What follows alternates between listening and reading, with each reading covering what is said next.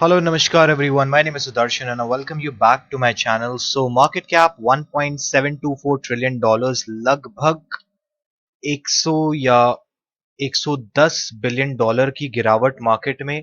आप लोगों को काफी पहले कहा था कि मार्केट में एक डंप आ सकता है, 60 से 65 हजार डॉलर जा सकते हैं, उसके बाद क्रैश कर सकते हैं। जो लोग मेरे से टेलीग्राम या डिस्कॉर्ड पे जुड़े हुए हैं उनको इसकी फर्स्ट हैंड इंफॉर्मेशन थी।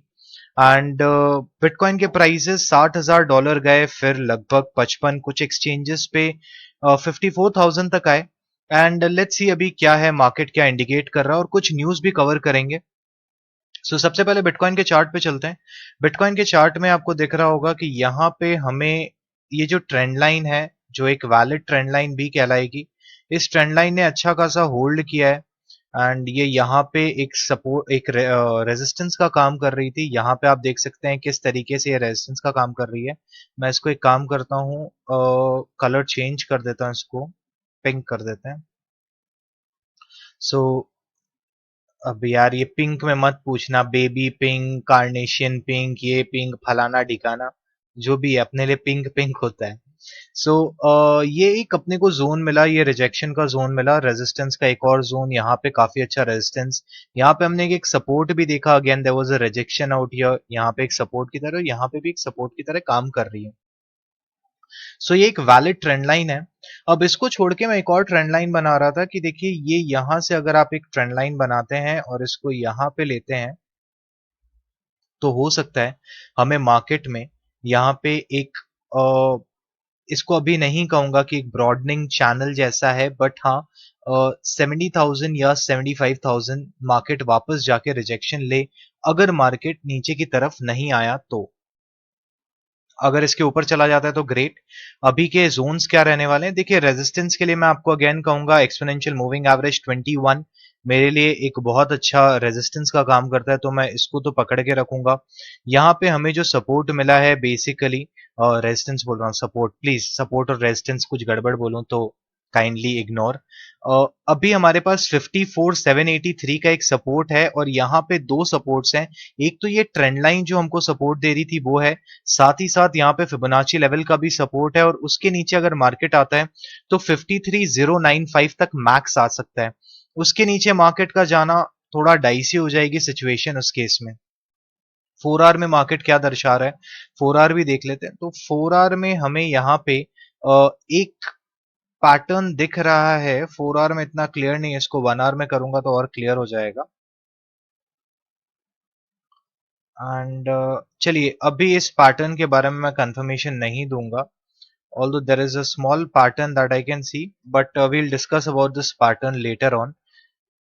Now, 4 आवर में बुरी चीज ये है कि हम 21 एक्सपोनेंशियल मूविंग एवरेज के नीचे हैं, बट अच्छी चीज ये है कि इसने इस सपोर्ट से ही बाउंस लिया है और एक्सपेक्टेड भी था। नाउ, जिन लोगों को बहुत समय से क्रिप्टो करेंसीज में, बिटकॉइन में है, उनको पता है this is not a very great thing that has happened.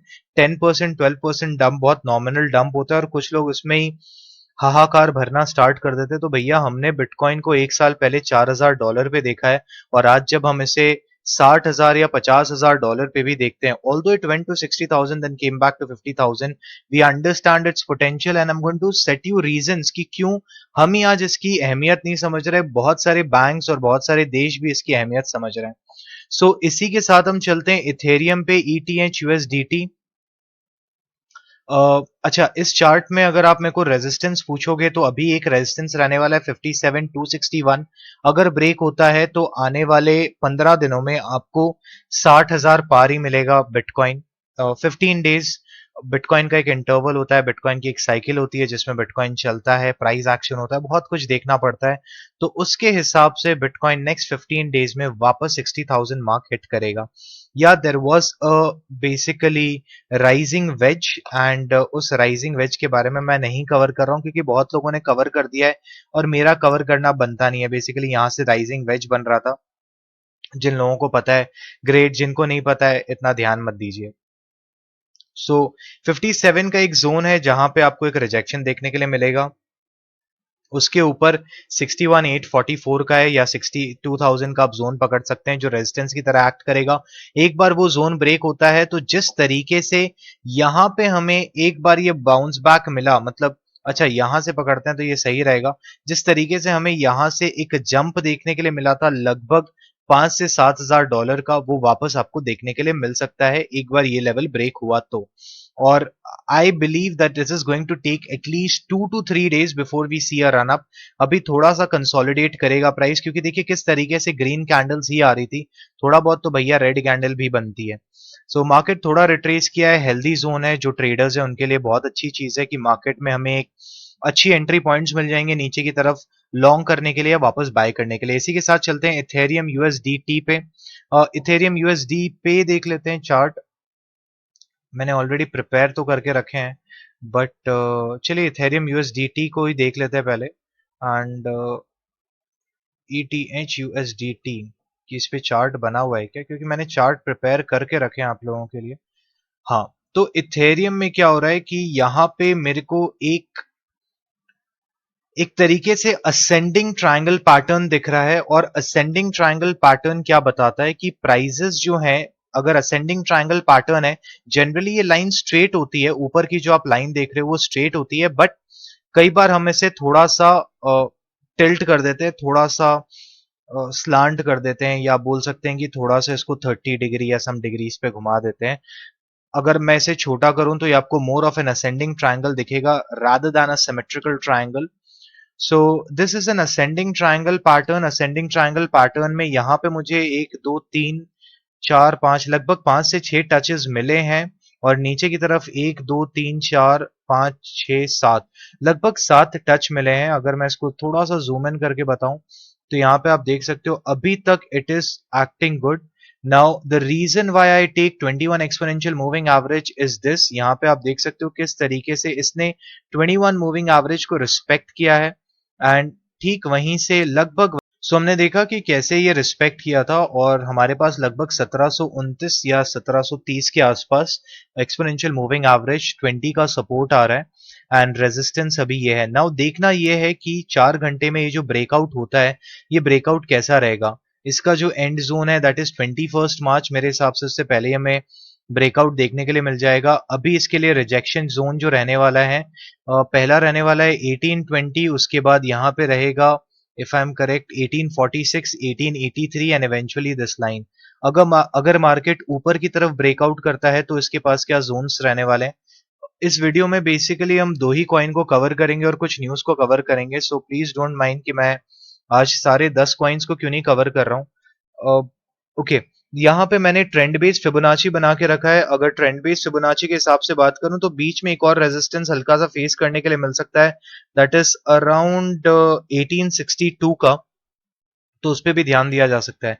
Now talking about कि अगर ये मार्केट हमें मार्केट में अगर हमें डाउन ट्रेंड देखने के लिए मिला तो कितना हो सकता है, अप ट्रेंड देखने के लिए मिला तो कितना हो सकता है। तो ट्रेंड लाइन ले लेते हैं और अगर इसको मेजर करते हैं, so there are an number of walls. देखिए यहाँ पे एक इसको सपोर्ट मिलेगा 1656 पे एंड 1289 पे, जो पॉसिबल फिगर्स नहीं है। मेरे को नहीं लग रहा पर्सनली ये जाएगा इतना नीचे, बट जस्ट टू सेटिस्फाई कि हाँ ये इतना नीचे आ सकता है as per the diagram and as per the theory, ये कितना नीचे आ सकता है। तो देखिए ये पॉसिबल नहीं है, I know 756 is not at all possible right now, but ठीक है, we just got this figure.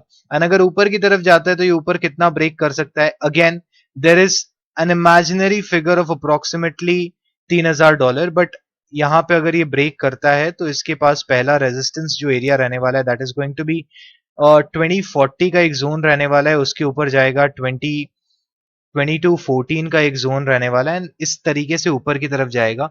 But yes, ये मैं आपको बता देता हूं, एक पैसिव मूवमेंट के लिए बिटकॉइन इथेरियम ये प्रिपेयर हो रहे हैं, बहुत जल्द आपको ये देखने के लिए मिलेगा। अब उस न्यूज पे आते हैं जिसके So guys, the news I'm talking about is basically the French lawmaker signs petition to allow central bank to buy and hold Bitcoin। तो फ्रांस के लॉ मेकर ने कहा है कि देखिए हम एक पेटिशन साइन कर रहे हैं जहां पे हम सेंट्रल बैंक को, हमारे सेंट्रल बैंक को, जैसे भारत का सेंट्रल बैंक आरबीआई है वैसे ही वहां के सेंट्रल बैंक को अलाउ कर रहे हैं कि वो बाय कर सकते हैं और होल्ड कर सकते हैं बिटकॉइन। तो ये कोई छोटी न्यूज नहीं है, आपको समझना चाहिए कि जिस तरीके से वेल्स पहले जब लोग बोलते थे वेल्स आ गए मार्केट में तो विश्वास नहीं होता था, बट अब आपको एक्चुअल वेल्स दिख रहे हैं। माइकल सेलर हो गए, एलॉन मस्क हो गए, काफी लोग एलॉन मस्क को इतना पसंद नहीं करते हैं, but what about Michael Saylor, what about micro strategy, जो इतनी बड़ी कंपनी और उसने काफी निवेश कर दिया है। अगर हम अपनी कंट्री की बात कर लें तो निर्मला सीतारमन जी का जो मैसेज आया था that yes we are going to keep an open window towards the other crypto currencies, because हम अपनी डिजिटल करेंसी लाएं और हम दूसरे की करेंसी बंद कर दें, ऐसा नहीं हो सकता। सो वर्ल्ड वाइड इसको एक्सेप्टेंस मिल रही है और कहीं ना कहीं लोगों का विश्वास मॉनेटरी मनी से या पेपर मनी से खत्म होता जा रहा है और क्रिप्टो मनी पे आता जा रहा है। काफी सारी कंपनीज, अगर आपको देखिए एसेट के बारे में पता चलता है कि आपके पास एक ऐसा एसेट है जो हर साल, हर 4 साल में अपनी वैल्यू डबल कर रहा है या ट्रिपल कर रहा है, तो डेफिनेटली आप उसको अपने एसेट में, अपनी बैलेंस शीट में रखना चाहोगे। नाउ टॉकिंग अबाउट, किसी गुरुजी ने कभी कहा था कि $15,000 पे मैं बिटकॉइन क्यों खरीदूं, तो मेरा उत्तर है, अगर आपको पता है कि 3 महीने बाद या 2 महीने बाद वही आपको, आपका पैसा डबल ही नहीं, ट्रिपल ही नहीं, 4 टाइम करके दे सकता है, because 15 fours is equal to 60। तो मेरे हिसाब से आलू, भिंडी, पटेटो, टमेटो, जो भी आपको इसको बोलना है, उसको खरीदना चाहिए। एंड आई बिलीव कि अगली बार कभी भी आप अपने वीडियो में बिटकॉइन को आलू से तो कंपेयर नहीं करेंगे। With that said, thank you everyone, and अगर आपको वीडियो अच्छी लगी हो तो डेफिनेटली सब्सक्राइब एंड लाइक करना मत भूलिएगा। भाई थोड़े सब्सक्राइबर बढ़ाओ और लाइक भी थोड़ा करके जाओ।